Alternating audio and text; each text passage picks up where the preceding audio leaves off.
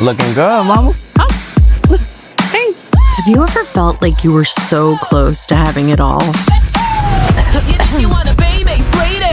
But there was one little secret. You look so beautiful. Yeah, it's probably because I'm pregnant. Hi everyone, welcome back to the review next door. Today I'm going to review the movie Kind of Pregnant. It stars Amy Schumer and Jillian Bell. And it's also a Happy Madison movie, which you know is from Adam Sandler, and he makes fantastic comedies. This movie is currently running on Netflix. So the premise of this movie, it's kind of funny. And when you watch the trailer, you'll see it's someone who is pretending to be pregnant. And I know that the premise sounds a little bit weird, but honestly, give this movie a chance because I think you're really going to enjoy it. How far along are you, judging by your facial bloating? 5 months? I'll break your fucking neck. What was that? I've been a freaking wreck. I would be too if my ankles were that big. Everyone is so kind to her. The days seem brighter and nicer when she's pregnant versus when she's not pregnant. When she's not pregnant, it seems like she's losing her best friend because her best friend is kind of bonding with other pregnant women and, you know, kind of leaving Lainey out. So that's the premise of the movie. I know it sounds weird. The most important relationship you're ever going to have is with yourself.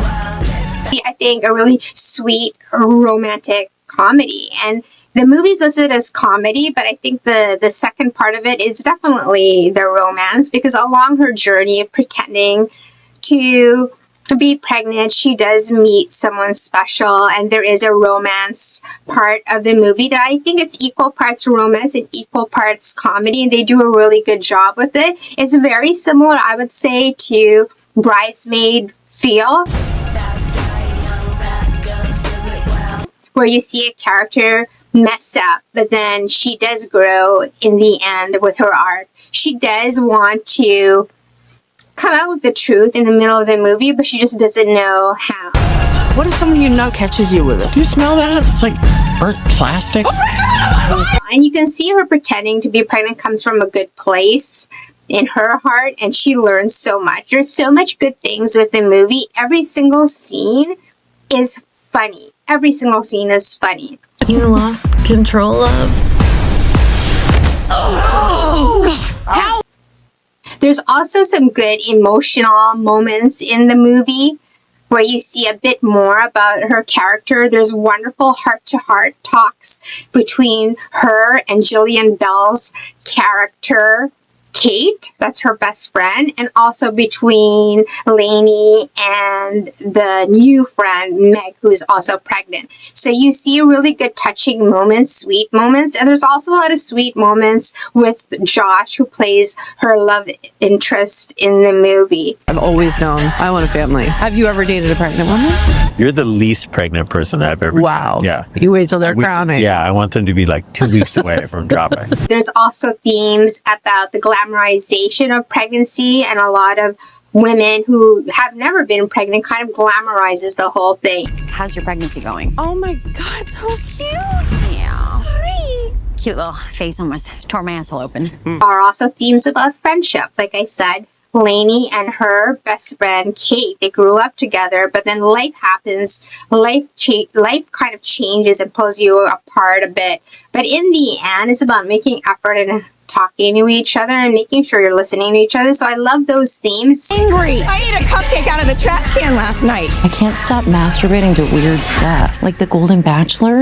Get the hell out of here. You know, we should have more, like, secrets. All the supporting characters in this movie were 100% spot on. I think that's what makes a really good rom-com, is not just the chemistry between the two characters, but also the supporting characters. The best friend was wonderful. And big shout out to the actor who played Fallon, who was a guidance counselor. She was so funny in it. Why am I listening to you? You have 3 active restraining orders against you. Which says to me there are 3 people out there who sees my passion. I show up at their work, I show up at their house, I show up at their mother's house. I'm fucking everywhere. Even the annoying teacher was funny. The children are funny. The cute little boy, Connor, in the movie was so funny. Everyone was funny, which helped to bring this movie and elevate it up. And it wasn't just being carried by Amy Schumer in the movie. The things that I didn't like in the movie, there was just two things that I didn't like in the movie. The first one was the romantic date on the ice rink. And Amy says, can you do something cool? Next thing you know, it becomes like this twerking moment on the ice rink. So I thought that wasn't necessary at all. It's kind of cringy. And then this second moment that I thought could have been removed because it wasn't good was they have a dinner date. And, you know, she recites poetry to him, which is good and kind of gives more depth to her character. But then they go dancing on the boat, and the first song is like, you know, the song where you see Amy Schumer like doing the splits and doing club moves, and I thought that was unnecessary as well. It was cute. They're slow dancing songs because that's where you see them kind of falling in love and everything. But I think the club dancing scene could have been removed and you wouldn't have missed it. So those are the two kind of cringy scenes to the movie. The jokes throughout the movie, they connected. Like there was the beginning part with how they met and the meet cute. And it connects to how the movie ends. And different parts of the jokes would be spread out throughout the movie and were all interconnected. I thought the dialogue and the bantering between all the characters were fantastic. For being a stupid tit-faced jerk butt. Oh, it is you, my friend, that has the face of a tit. Can you two bitches calm down? You can't even come up with proper fucking swear words at this point. I think this is a really fun movie.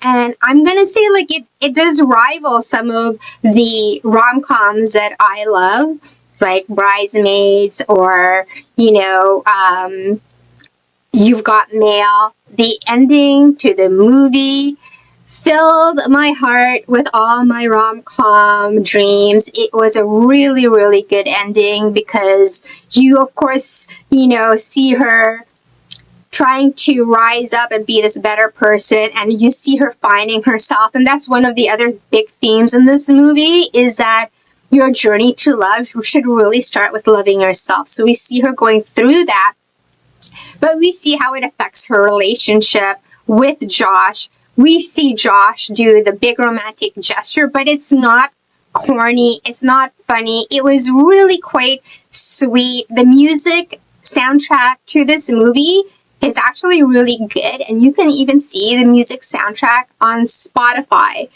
And I think the music really helped to elevate the film a little bit more. But I love the ending, and it wasn't corny, it wasn't cheesy, and it was actually quite fun, and it gives you the romance vibes that you need. So for this movie, I am going to give it 3.5 hearts out of 5. I think you're really going to enjoy this one. What do you think? Did you watch Kinda Pregnant? Do you like any other Amy Schumer movies, such as Trainwreck and I'm So Pretty? It's the same kind of feel, I think, with those kind of movies, so I think you're going to love this one. Hit me up in the comments below. Let me know what's your favorite Amy Schumer movie. I think Amy Schumer is back hitting the rom-coms. Catch you next time.